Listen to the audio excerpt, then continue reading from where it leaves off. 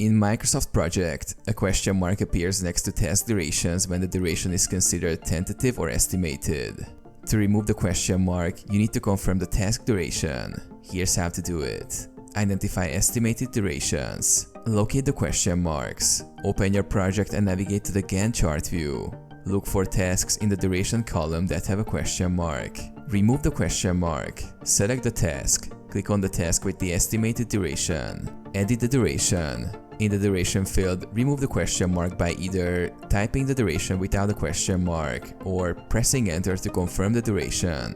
Disable estimated durations globally. Disable estimates. To stop Microsoft Project from adding question marks to future tasks, go to File, Options, Schedule. Under the Scheduling options for this project section, uncheck the box labeled Show that tasks have estimated durations. Click OK to apply the changes. Review tasks. Confirm changes. Ensure that all tasks now show confirmed durations without the question mark.